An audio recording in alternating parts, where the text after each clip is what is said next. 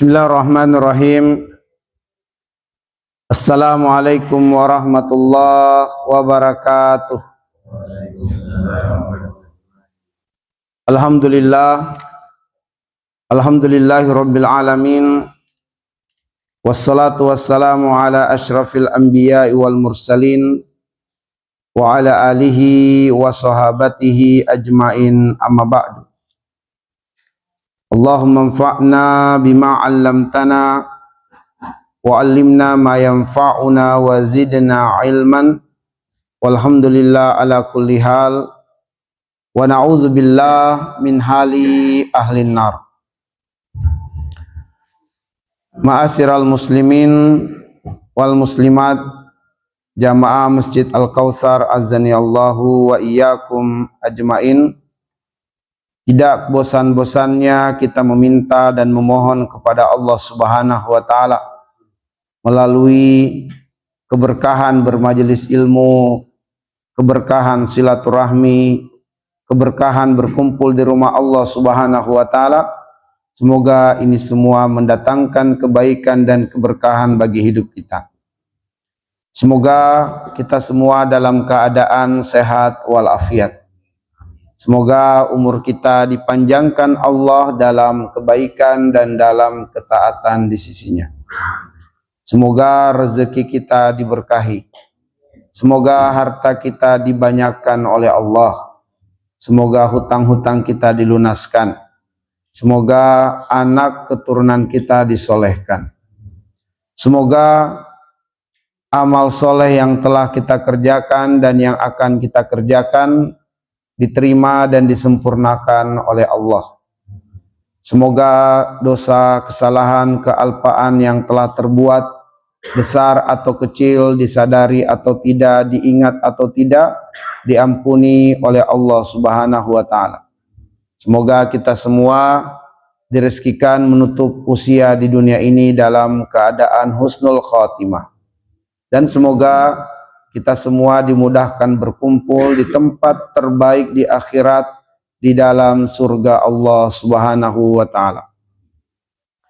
Ma'asyiral muslimin wal muslimat, azani Allah wa iyyakum ajmain.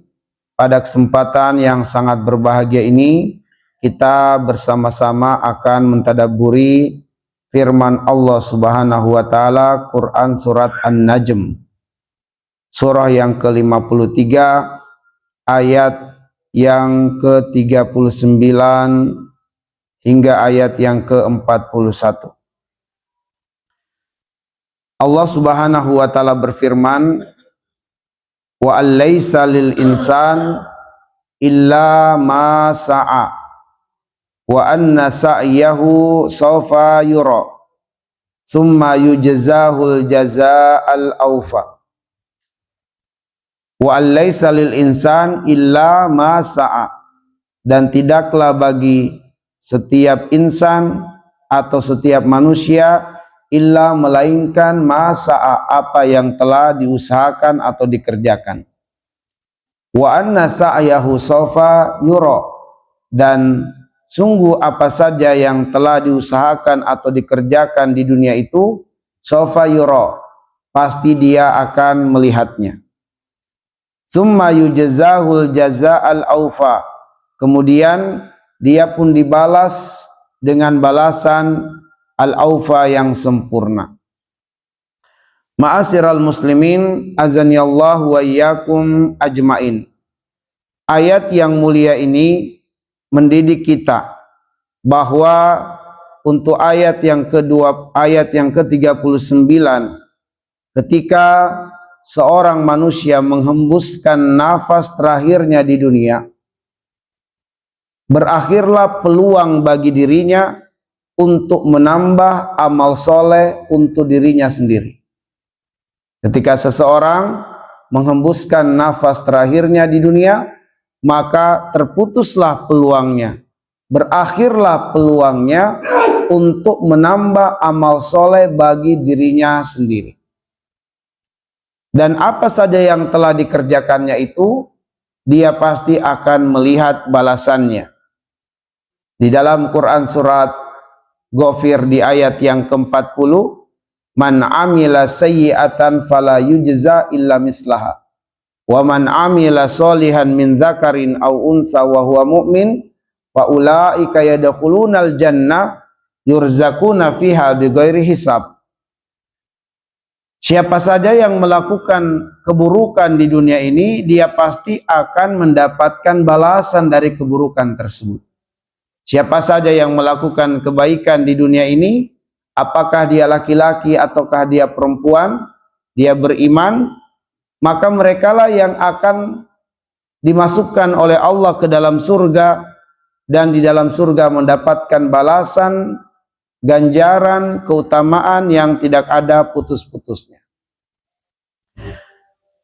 Tsumma yujzaul jazaa'al aufa, dan balasan yang akan didapatkan di akhirat adalah balasan yang sempurna. Bahwa ketika kita melakukan kebaikan di dunia, kita pun langsung mendapatkan pula kebaikan-kebaikan atau balasan-balasan kebaikan di dunia, tetapi balasan kebaikan yang kita dapatkan di dunia tidaklah sempurna. Demikian pula orang-orang yang melakukan keburukan, dia langsung mendapatkan buah dari keburukan-keburukan yang dikerjakannya, tetapi keburukan yang dia dapatkan di dunia ini sebagai balasan atas keburukan yang diperbuatnya tidaklah sempurna. Yang sempurna nantinya adalah di akhirat. Ma'asyiral muslimin, azanillahu wa iyyakum ajmain. Pada kajian kita di subuh hari ini adalah fokus pada ayat yang ke-39. Bahwa siapapun yang menghembuskan nafas terakhirnya di dunia ini, berarti dia sudah tidak mempunyai peluang lagi untuk menambah amal soleh bagi dirinya sendiri.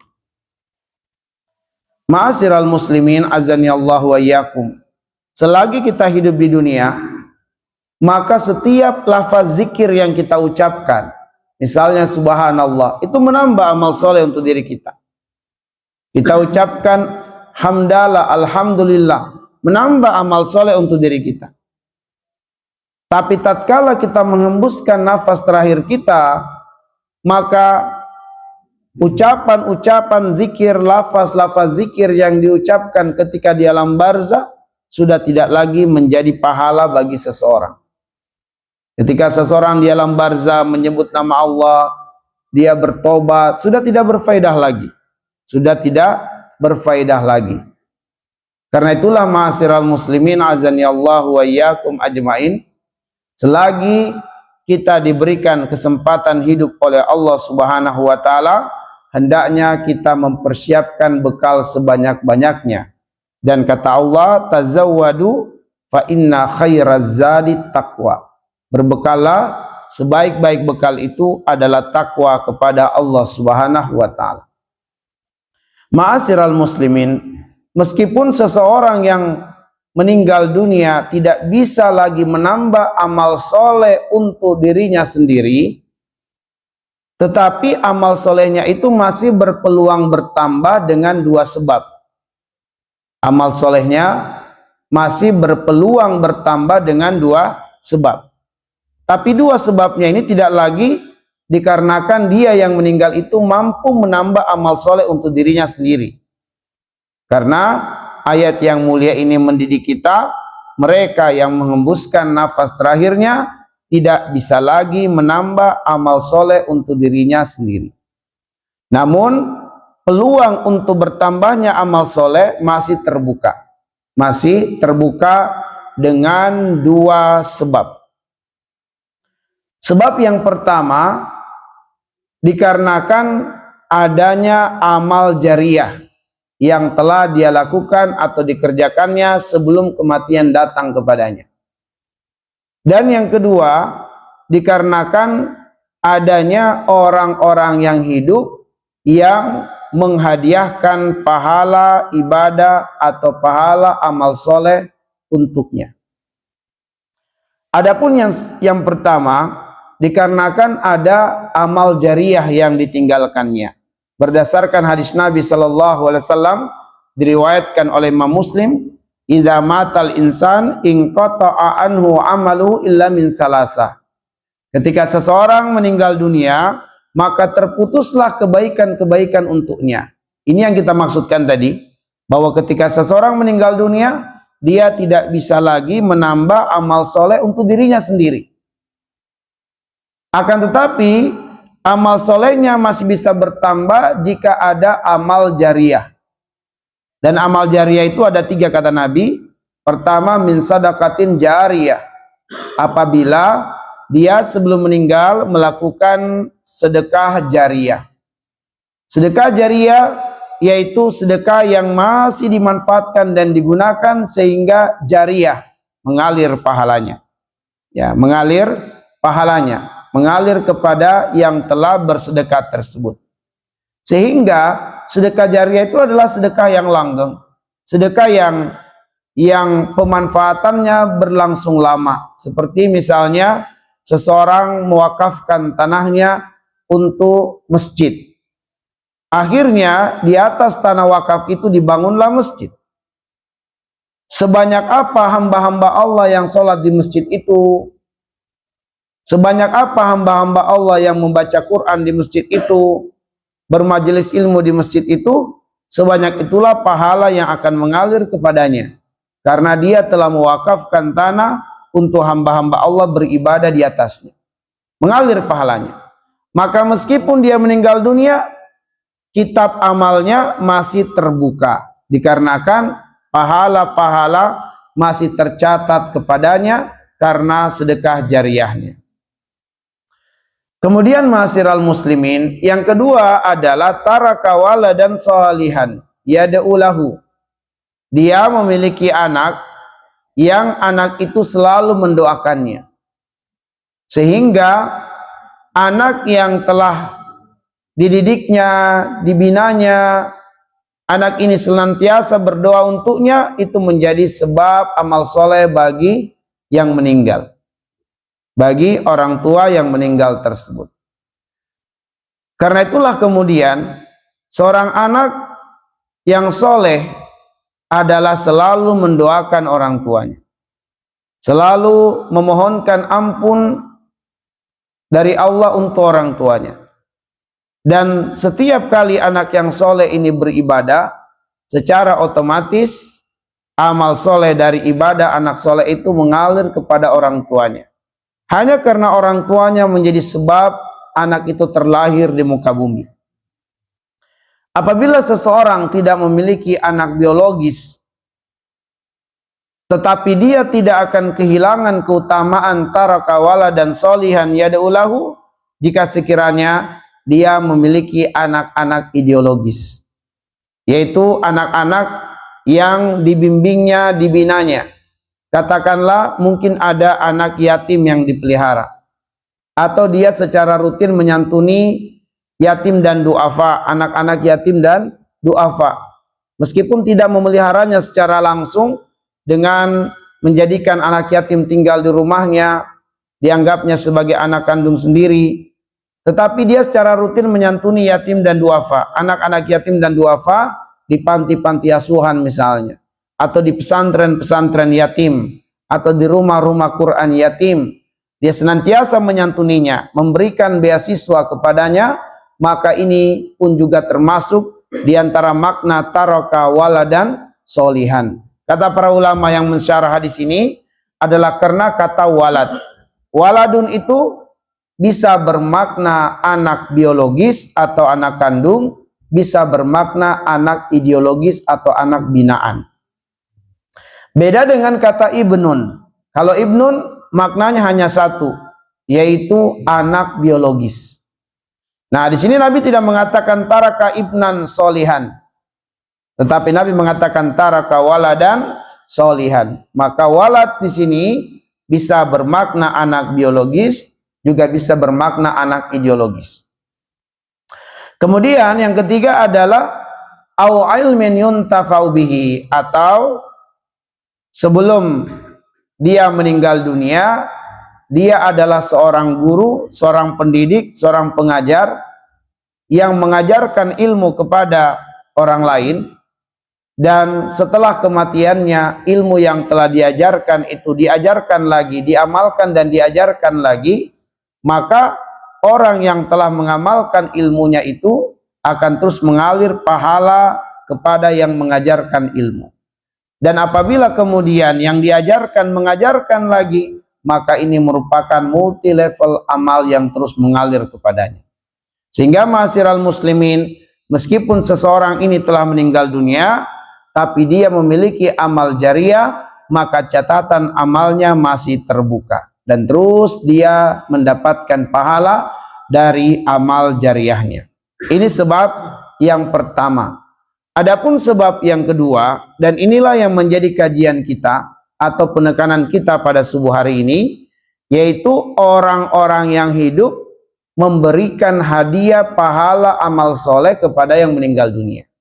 Karena itulah dalam kajian ini kita beri judul Sayangilah Ahli Kubur Kalian. Sebab kajian ini sedang menitik beratkan kepada kita yang hidup untuk berbuat baik kepada mayit kita. Apakah orang tua kita, apakah itu pasangan hidup kita, ataukah anak kita, ataukah saudara-saudara kita, bahkan sahabat-sahabat kita. Kita bisa berbuat baik kepadanya dengan menambahkan pahala amal soleh untuknya. Ma'asyiral muslimin, dengan kata lain bahwa semua orang yang mati membutuhkan orang yang hidup. Orang yang mati membutuhkan orang yang hidup agar supaya orang yang hidup menambah amal soleh bagi orang yang mati tersebut. Jangan dibalik. Bukan orang hidup yang butuh kepada orang yang mati, tapi orang yang mati yang butuh kepada orang yang hidup. Setelah seseorang mengembuskan nafas terakhirnya, selagi dia belum menginjak pintu surga, dia hanya akan berpikir untuk dirinya sendiri. Dia hanya berpikir bagaimana cara dia menambah amal soleh, bagaimana agar dia mampu melewati huru-hara akhirat. Dia tidak akan berpikir untuk keluarganya, untuk siapapun. Dia tidak akan berpikir untuk itu. Dia hanya berpikir bagaimana dia selamat. Nafsi-nafsi, sendiri-sendiri. Nanti ketika dia menginjakkan kaki di surga, barulah dia mengingat keluarganya. Barulah dia mencari keluarganya. Tetapi selagi kakinya belum menapak gerbang surga Allah, dia tidak akan berpikir untuk orang lain, termasuk keluarganya. Dia hanya akan berpikir bagaimana menyelamatkan dirinya sendiri. Nah, ma'asyiral muslimin, azanillahu wa iyyakum ajmain. Karena itulah setiap yang meninggal dunia sangat tamak untuk mendapatkan amal soleh. Sangat tamak. Sehingga orang yang sudah meninggal ini, sebagaimana yang kita tegaskan tadi, dia tidak bisa menambah amal soleh untuk dirinya. Kalau untuk dirinya dia tidak bisa menambah amal soleh, gimana dia akan membantu orang lain? Bagaimana dia akan membantu orang yang hidup? Bagaimana dia akan menolong orang yang hidup? Sedangkan untuk dirinya sendiri, dia tidak bisa menambah amal solehnya. Karena itulah sekali lagi, orang-orang yang hidup, dialah yang berpeluang berbuat baik kepada yang meninggal dunia dengan menghadiahkan pahala amal soleh kepadanya. Ma'asyiral muslimin, bahwa amal soleh yang dapat dihadiahkan kepada orang-orang yang meninggal, tidak semua amal soleh. Hanya beberapa amal soleh saja yang ada dasarnya atau landasan syariatnya. Tidak semua amal soleh dapat dihadiahkan. Misalnya, sholat 5 waktu. Kita pengen hadiahkan pahala sholat zuhur, pahala sholat asar, maghrib, isya, dan subuh kepada keluarga yang meninggal dunia, nggak bisa. Kita pengen hadiahkan pahala zakat, zakat fitrah, atau zakat mal, nggak bisa. Jadi tidak semua pahala amal soleh dapat dihadiahkan, hanya beberapa amal soleh saja. Dan apabila kita kemudian melakukan amalan-amalan yang dapat dihadiahkan pahalanya kepada yang meninggal dunia, maka kita telah berbuat baik kepada yang meninggal dunia dan itu salah satu bentuk kasih sayang orang yang hidup kepada yang meninggal dunia. Dan karena itulah kemudian untuk memudahkan kita mengetahui dan mengingat amal soleh seperti apa saja yang dapat dihadiahkan kepada orang yang meninggal dunia, kita berikan dua kata sebagai akronim yang setiap huruf dari dua kata ini itulah yang menjadi petunjuk kepada kita tentang amal soleh yang dapat dihadiahkan kepada yang meninggal dunia. Dua kata itu adalah sayangi dia. Sayangi dia. Setiap huruf dari dua kata ini itulah yang menjadi petunjuk untuk kita berbuat kebaikan bagi yang meninggal dunia. Sayangi berarti ada huruf S, ada A, kemudian ada N, ada G, apalagi? Ada S, A, Y, A, N, G, I, sayangi. Lalu kemudian dia, D, I, A, dia, berarti ada 10 yang harus kita ingat. Sayangi dia. Nah, yang pertama adalah huruf S. Huruf S yaitu semua ibadah harta yang hukumnya sunnah dapat dihadiahkan kepada yang meninggal dunia. Semua ibadah harta yang hukumnya sunnah. Sedekah, wakaf, hibah, semua yang hukumnya sunnah dapat dihadiahkan kepada yang meninggal dunia. Maka seseorang bisa berinfak di masjid, dia niatkan pahala infaknya di masjid untuk almarhum atau almarhumah, sampai pahalanya. Allah langsung kabarkan kepadanya, anakmu, saudaramu, pasanganmu menghadiahkan pahala infak untukmu. Bergembiralah dia. Sebab andaikan diberikan kesempatan hidup oleh Allah, dia pengen berinfak. Saking besarnya keutamaan infak. Tapi dia tidak berpeluang lagi untuk berinfak. Maka tatkala orang hidup berinfak atas namanya, sangat-sangat bergembiralah dia. Karena itu diantara ulama mengatakan, bahagiakanlah mayit kalian dengan banyak berinfak atas namanya. Kita hadiahkan amal jariah untuk orang tua kita. Dengan kita memiliki tanah, kita wakafkan tanah itu, kita atasnamakan orang tua kita. Maka kita telah memberikan hadiah yang sangat besar, berupa hadiah pahala jariah. Ya, kita wakaf tanah untuk masjid, untuk pesantren, untuk rumah Quran, atas nama orang tua kita yang meninggal, atas nama keluarga kita yang meninggal dunia. Itu adalah hadiah yang sangat besar. Amal jariah yang kita hadiahkan untuknya. Termasuk kurban. Kalau kita mengambil pendapat kurban hukumnya adalah sunnah.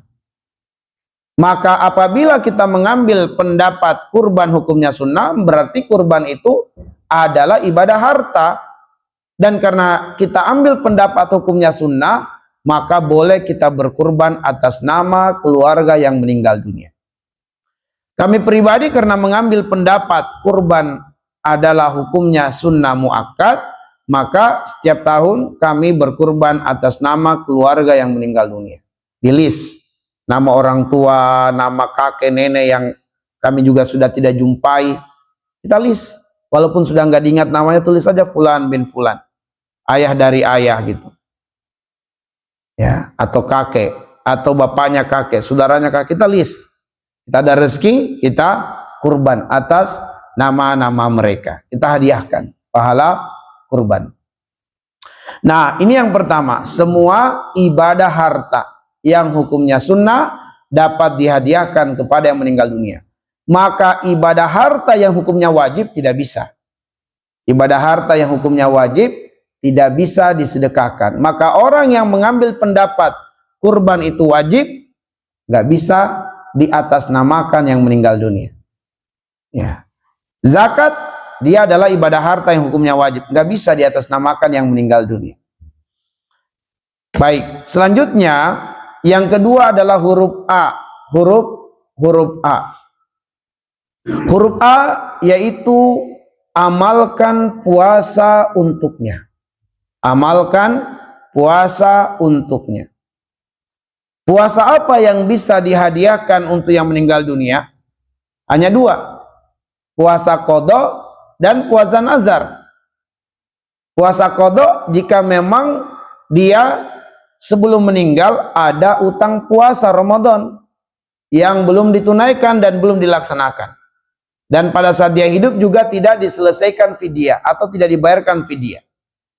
Ma'asyiral muslimin, fidyah itu dikeluarkan selagi yang berkewajiban itu masih hidup. Begitu dia meninggal dunia, tidak berlaku lagi fidyah.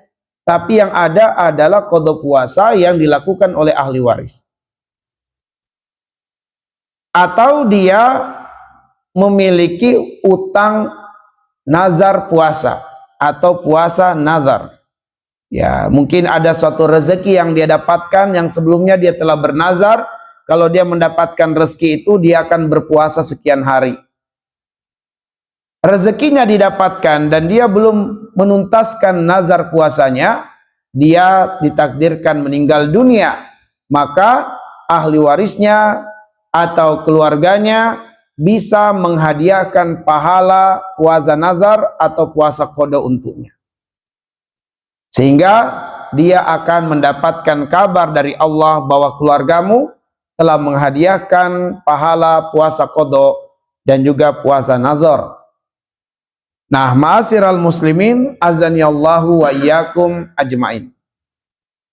Kemudian yang ketiga adalah huruf Y. Huruf Y. Y yang kami maksudkan di sini, ya Allah ampuni dia. Ya Allah ampuni dia. Maksudnya amal soleh yang dapat dihadiahkan kepada mayit yaitu ibadah, doa, dan istighfar. Maka hendaknya kemudian kita selalu berdoa untuk mayit. Selalu kita doakan, kita sebut nama mayit tersebut, orang tua kita, keluarga kita, saudara kita, pasangan kita, anak kita. Kita doakan dia. Dan kita mohonkan ampunan dari Allah untuknya. Insya Allah akan sampai, dan pasti sampai. Ya, dan pasti sampai. Nah, ma'asyiral muslimin azani Allah wa iyyakum. Di antara dalilnya atau dasarnya yaitu surat Al-Hasyr ayat 10, itu dasarnya. Dalilnya bahwa doa orang-orang yang hidup sampai kepada orang-orang yang telah meninggal dunia, ya, kepada orang-orang yang meninggal dunia. Maka kita doakan dia dan kita mohonkan ampunan dari Allah untuknya. Kita doakan semoga Allah meluaskan kuburnya, menerangi kuburnya, membentangkan permadani surga di kuburnya. Kita doakan semoga Allah mensucikannya, membersihkannya. Semoga Allah memberikan pengganti yang terbaik dari apa yang dia tinggalkan di dunia ini. Lalu kita minta kepada Allah agar Allah mengampunkan dosa-dosanya, yang besar atau yang kecil, disadari atau tidak disadarinya, diingat atau tidak diingatnya. Kita minta kepada Allah diampunkan dosa-dosanya, semuanya. Dan kemudian kita minta kepada Allah untuk memasukkannya ke dalam surga dan mengumpulkannya bersama keluarganya di dalam surga. Nah, kita doakan selalu dan ini sampai kepadanya. Maka ibadah, doa dan istighfar sampai kepada mayit kita. Ini adalah huruf Y. Lalu berikutnya huruf A. Huruf A, berarti ini yang keempat. Yaitu amanah badal haji dan umroh. Amanah badal haji dan umroh. Kita bisa menghadiahkan kepada mayit kita adalah hadiah haji dan hadiah umroh dalam bentuk badal haji dan badal umroh. Maka ma'asyiral muslimin, kalau kita mampu menghadiahkan pahala haji dan pahala umroh, ini merupakan hadiah yang sangat besar kepada mayit. Kalau memang kita ada rezeki, kita berikan hadiah kepada mayat kita dengan menghadiahkan pahala haji atau pahala umroh dalam bentuk badal. Ma'asyiral muslimin azani Allah wa iyyakum ajmain. Seutama-utamanya adalah kita sebagai keluarganya yang melakukan badal atasnya. Tapi jika kita terhalang untuk melakukannya, maka kita boleh menggunakan jasa orang lain. Dan tidak mengapa di dalam penggunaan jasa orang lain ada ujroh, ada upah yang disepakati, maka la ba'sa bihi. Tidak mengapa dengannya, bukan kemudian yang dimaksudkan dengannya yang dibayar adalah ibadahnya, tetapi waktu dan tenaga orang tersebut yang kemudian mengkhususkan untuk keluarga kita yang meninggal, itulah yang kita bayar. Bukan ibadah hajinya, bukan ibadah umrohnya, sebab tak ada nilai harta kita dibandingkan keutamaan pahala haji dan pahala umroh tersebut. Yang kita bayar adalah waktunya dan tenaganya. Sebab di dalam akad ibadah atau akad ketaatan kepada Allah Subhanahu wa taala dalam kaitannya dengan muamalah, itu akadnya adalah ju'ala dan tidak boleh ijarah.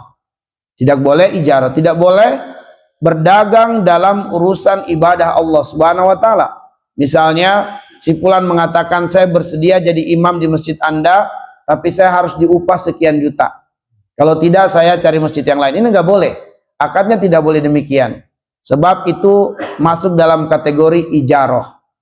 Tapi yang benar adalah ju'alah. Kita bersedia jadi imam dan kita ridho apapun yang diberikan dari kemampuan DKM. Tapi apabila kemudian DKM mengatakan, kami meminta Anda menjadi imam di masjid kami, dan kami dengan kemampuan kas masjid memberikan kepada Anda ujur sekian, itu boleh, sah. Tetapi orang yang diminta tidak boleh mempersyaratkan, oh jangan, itu terlalu sedikit, coba tambah lagi sekian. Itu jadi hukumnya haram.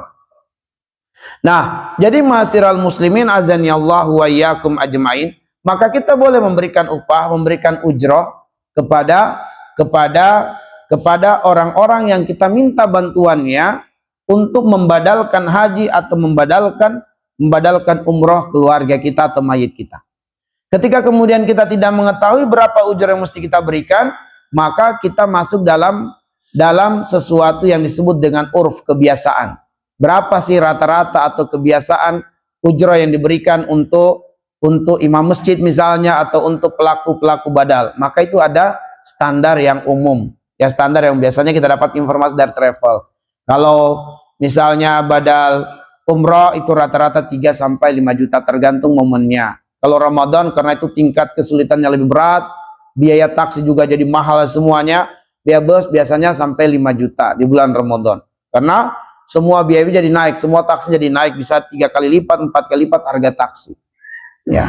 Beda dengan hari-hari biasa. Maka hari-hari biasa rata-rata 3 juta misalnya. Maka ini adalah sesuatu yang dibenarkan atau dibolehkan, ya, dibolehkan.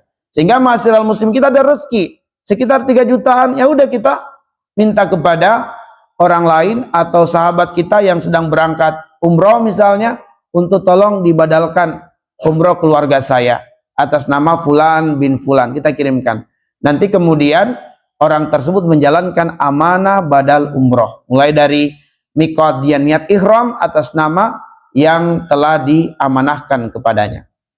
Baik, ala kulli hal, maka ibadah haji dan ibadah umroh dapat dihadiahkan pahalanya kepada mayit, dan itu merupakan hadiah yang besar kepada mayit, sebab balasan untuk haji, untuk umroh adalah ampunan Allah dan surga Allah Subhanahu wa taala untuknya. Apabila kita hadiahkan seseorang ibadah umroh, kata Nabi, atau ibadah haji, kayomin waladatu ummuhu, dia seperti berada pada hari pertama dilahirkan, suci dan bersih dari dosa, diampuni dosa-dosanya. Maka sekali lagi, pahala badal haji, pahala badal umroh yang kita hadiahkan adalah hadiah yang besar untuk mayit. Kemudian berikutnya adalah huruf N, ya, huruf N. Huruf N yaitu nazar jika ada tunaikan. Nazar jika ada tunaikan. Tapi di sini bukan nazar puasa. Nazar selain puasa. Mungkin ada nazar lain selain puasa jika ada ditunaikan. Misalnya dia bernazar kalau rumahnya terjual, dia akan menyumbangkan ke masjid sekian persen dari harga jualan.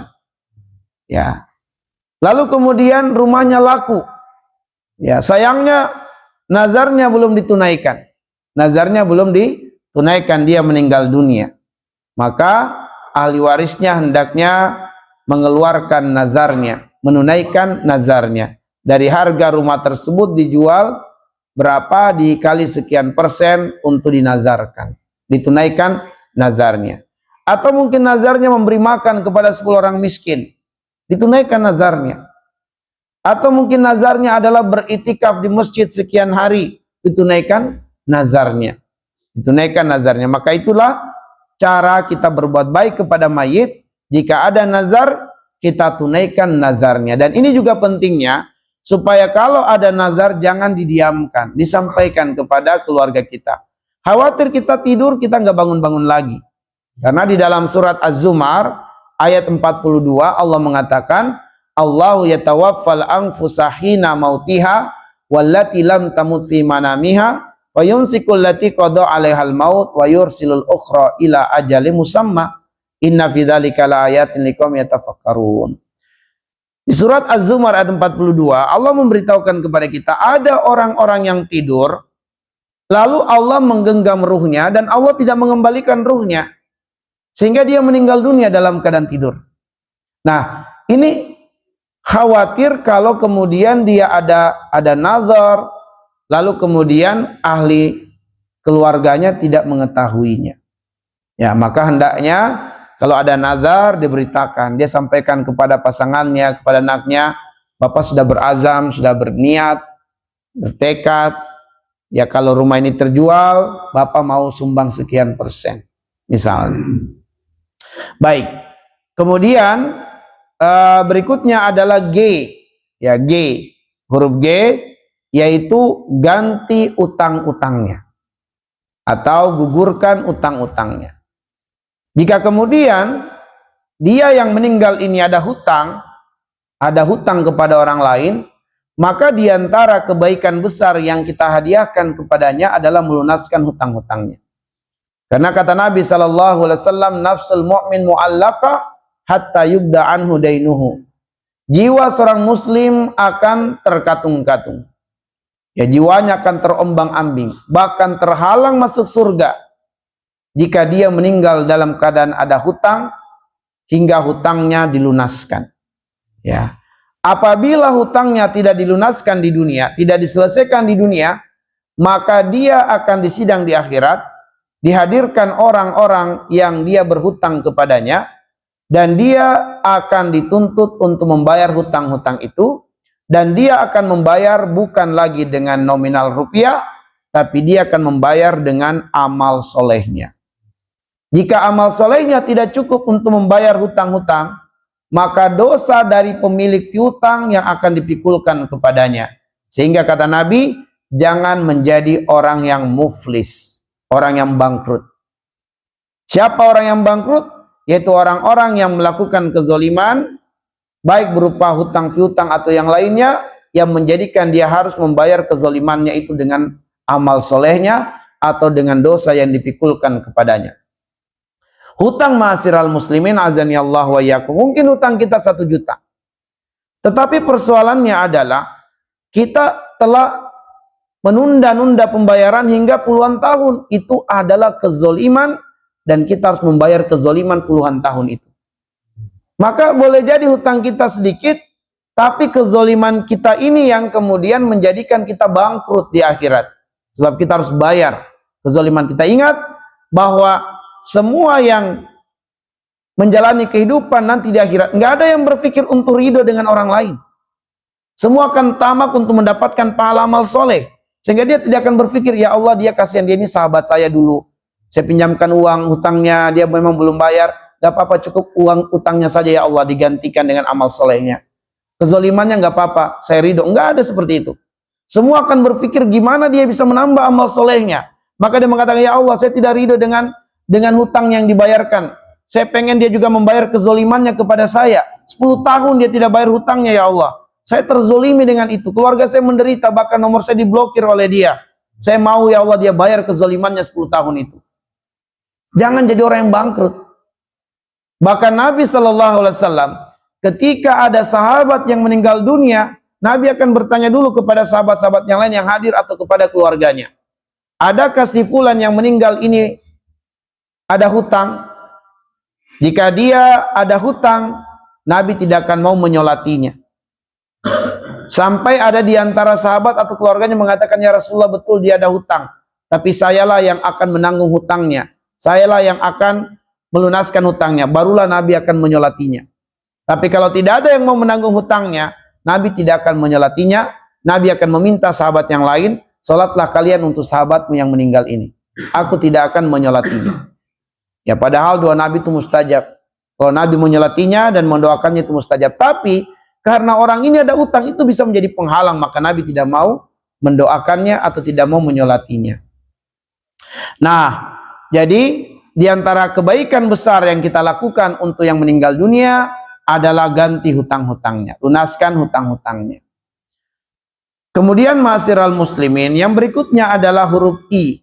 Huruf I, yaitu ingat kebaikan-kebaikannya dan tutup aib-aibnya. Ya, ingat kebaikan-kebaikannya dan tutup aib-aibnya. Karena siapapun yang meninggal dunia, lalu orang-orang yang hidup berbicara tentang kebaikan-kebaikannya, itulah alamat husnul khotimah. Kata Nabi, siapa yang meninggal dunia dan orang-orang hidup tidak berbicara tentangnya kecuali kebaikan-kebaikannya, maka semuanya menjadi saksi bahwa si fulan ini husnul khotimah.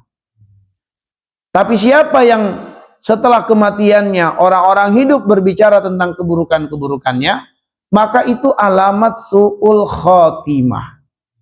Kita semua yang berbicara keburukannya menjadi saksi bahwa dia meninggal dalam keadaan buruk. Karena itulah Nabiullah Ibrahim alaihissalam selalu berdoa yang doanya diabadikan di dalam Quran surat Asy-Syu'ara ayat yang ke-84, waj'al li lisana sidqin fil akhirin. Jadikanlah aku buah bibir kebaikan untuk orang-orang yang datang di kemudian hari. Itu jangan sampai setelah kematian kita orang-orang yang hidup berbicara keburukan-keburukan kita. Ya, sebab itu adalah alamatul khotimah. Seseorang sudah meninggal, dia mantan pejabat sudah meninggal, tapi orang mengatakan dulu dia pernah korupsi waktu menjabat. Ya, hati-hati, ini bisa menjadi saksi kita di hadapan Allah akan keburukannya. Ya, kalau banyak orang yang mengatakan, maka itu menjadi alamat su'ul khotimah. Baik, kemudian ma'asyiral muslimin azanillahu wa iyyakum ajmain, kata berikutnya adalah dia, sayangi dia. Kata sayangi sudah kita uraikan. Lalu kemudian kata dia. Yang pertama adalah huruf D. Dekatkan silaturahmi. Ya, dekatkan silaturahmi. Di antara kebaikan yang bisa kita hadiahkan kepada yang meninggal dunia adalah kita menjalin silaturahmi dengan kerabat mayit atau dengan sahabat-sahabatnya. Karena tentu mayit ini punya kerabat dan punya besti atau sahabat-sahabat dekat. Maka kita sebagai orang yang hidup, katakanlah sebagai anaknya atau ahli warisnya, apabila kita menyambung silaturahmi dengan kerabat-kerabat mayit dan juga sahabat-sahabatnya, maka itu adalah diantara kebaikan yang kita hadiahkan untuk mayit. Ya, kebaikan, sebab silaturahmi adalah amal soleh. Dan kita menjalin silaturahmi kepada keluarga mayit dan juga kepada sahabat-sahabatnya, bestinya.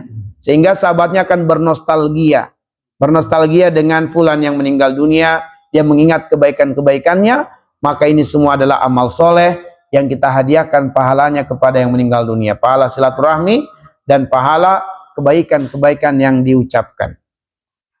Baik, kemudian berikutnya adalah huruf I. I yaitu ikuti hukum waris dalam pembagian warisan. Ikuti hukum waris dalam pembagian warisan. Bukan hal yang tabu ketika kemudian si fulan ini meninggal dunia, belumlah sampai sehari kematiannya langsung diangkat masalah warisan. Itu bukan tabu, memang itu yang seharusnya. Semakin cepat diselesaikan, ya semakin cepat diselesaikan hartanya ini, diselesaikan urusan-urusannya, itu adalah semakin bertambah kebaikan untuk si fulan yang meninggal dunia. Maka dari hartanya itu disebut dengan tirkah, harta peninggalan. Harta peninggalan ini belum jadi warisan, masih disebut tirkah terlebih dahulu, harta peninggalan. Kapankah tirkah ini menjadi warisan? Setelah tirkah ini dikeluarkan untuk 3 hal.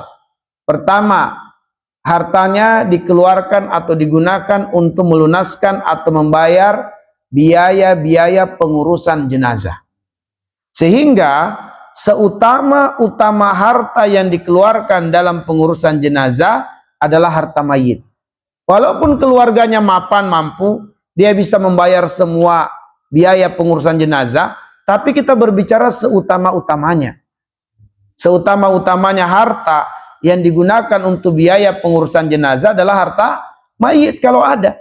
Kalau ada hartanya itu yang lebih baik, lebih utama, walaupun keluarganya bisa. Masa sih harta mayit yang kita gunakan, gak usah lah biar kami yang cover. Betul, bisa saja. Tetapi lebih utama kalau harta si mayit yang digunakan untuk pengurusan jenazahnya. Sehingga dengan jenazahnya, dengan kematiannya tidak menyusahkan termasuk ahli keluarganya. Ya, hartanya gunakan. Itu seutama-utamanya, itu sebaik-baiknya. Yang kedua, ada hutang-hutangnya.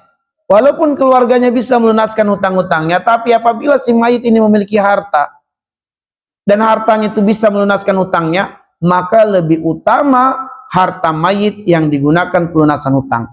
Ingat bahwa tatkala kita menggunakan pelunasan hutang, kita bayarkan hutang itu, orang berbahagia, dan itu adalah hadiah pahala. Siapa yang tidak berbahagia ketika hutang-hutang yang telah lama dilunaskan, maka pemilik hutang itu akan gembira, alhamdulillah, terima kasih, kami juga sedang sangat-sangat butuh. Itulah yang disebut dengan ta'awun, tolong menolong. Maka pemilik piutang telah menolong saudaranya dengan memberikan pinjaman kepadanya, itu adalah sedekah, itu adalah pahala.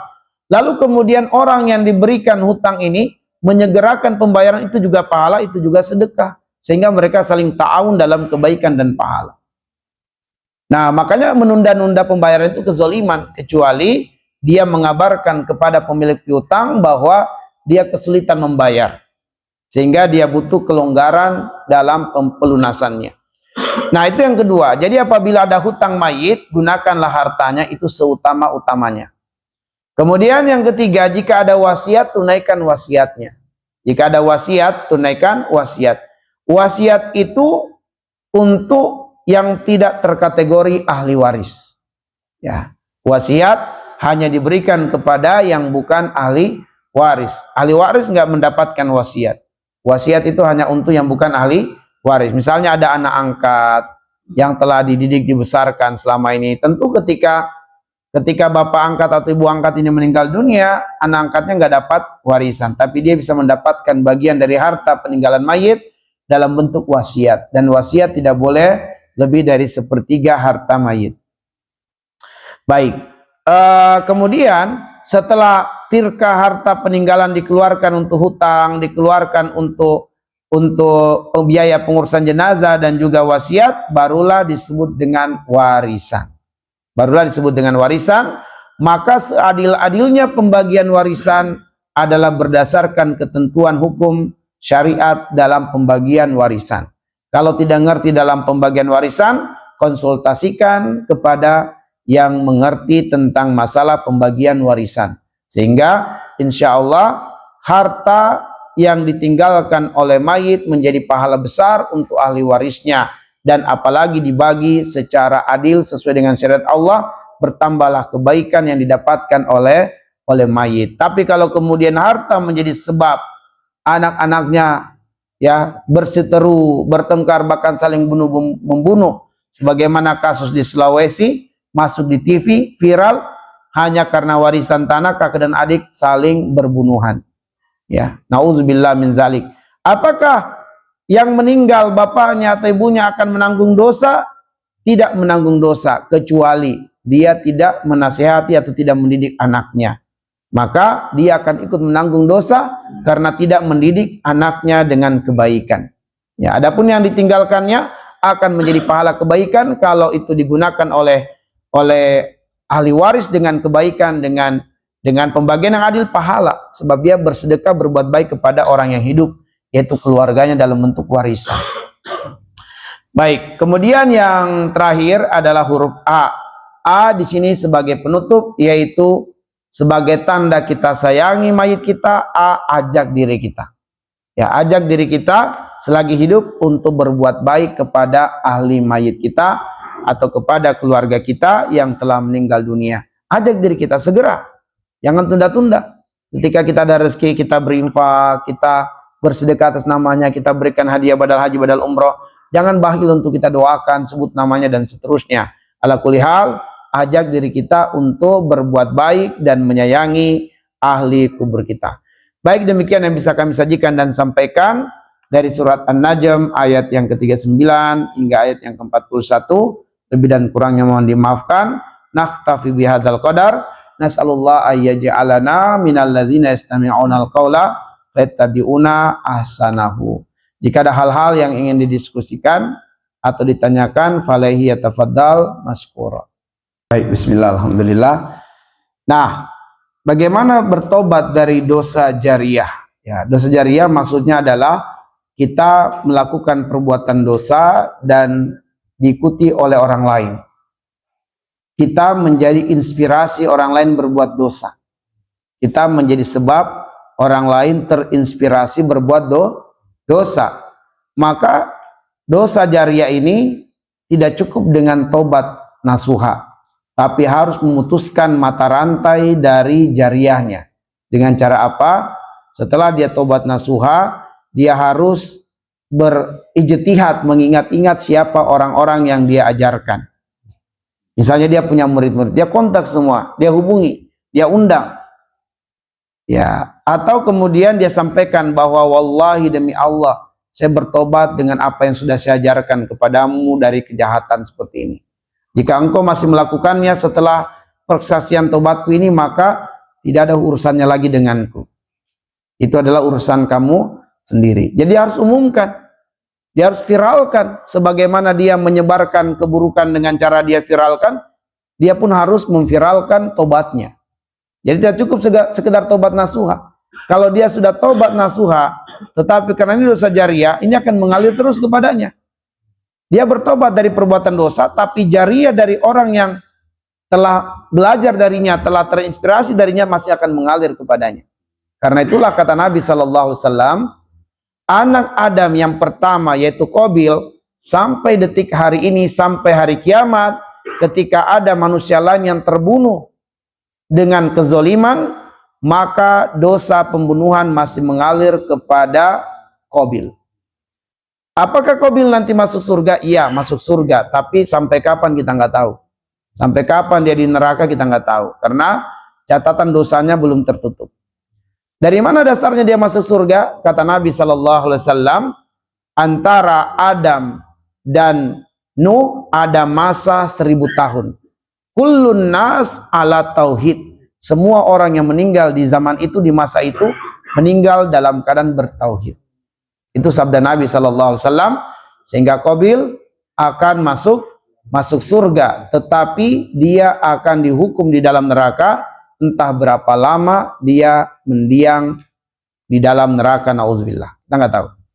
Ya, sampai dosanya habis, baru dia dimasukkan ke dalam surga. Sebab Nabi mengatakan, semua manusia yang meninggal antara Adam dan Nuh, semuanya meninggal dalam keadaan bertauhid.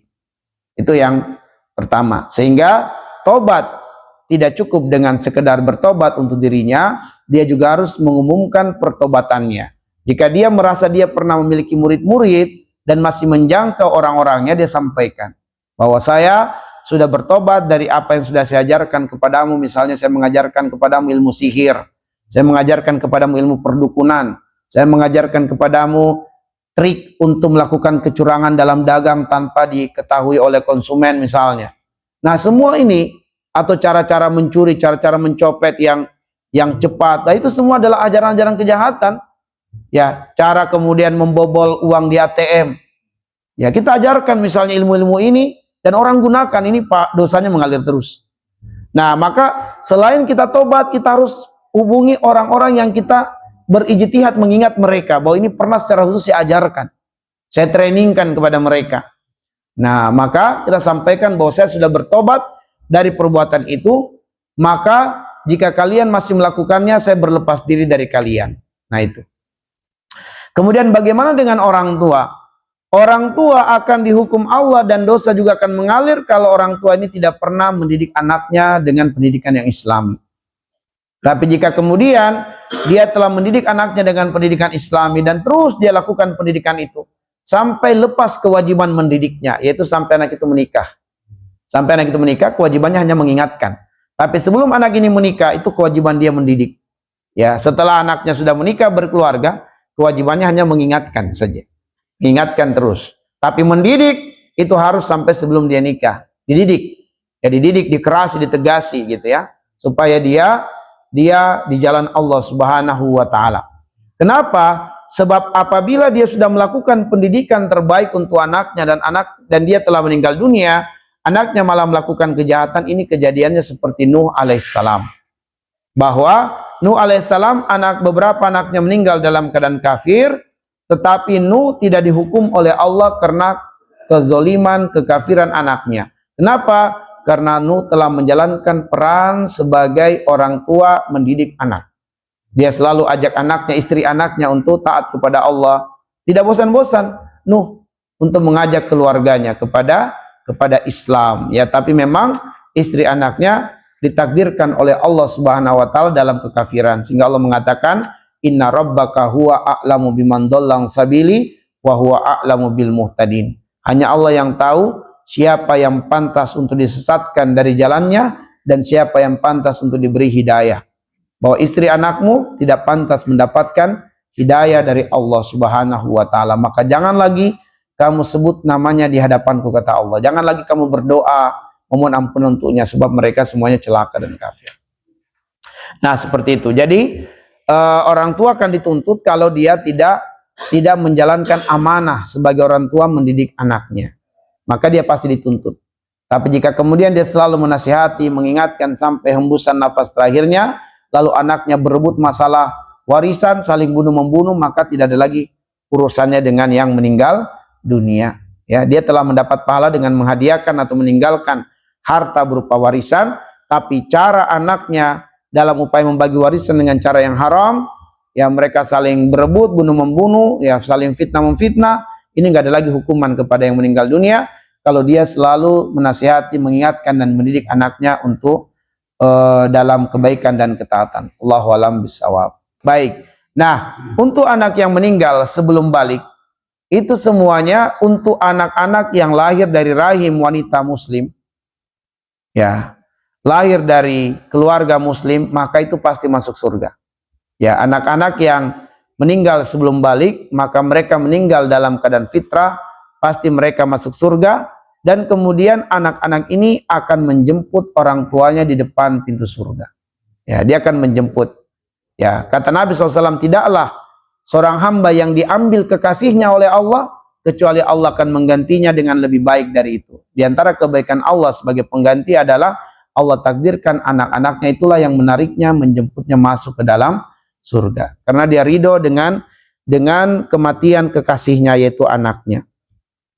Adapun kemudian anak-anak orang kafir itulah yang nantinya berada di Al-A'raf. Jadi anak-anak orang kafir ini dihisab oleh Allah Subhanahu wa taala. Dihisab oleh Allah tergantung kepada orang tuanya, ya, tergantung kepada orang tuanya. Kalau orang tuanya adalah orang yang baik, ya, walaupun dia kafir tapi dia dalam sisi-sisi kemanusiaan baik.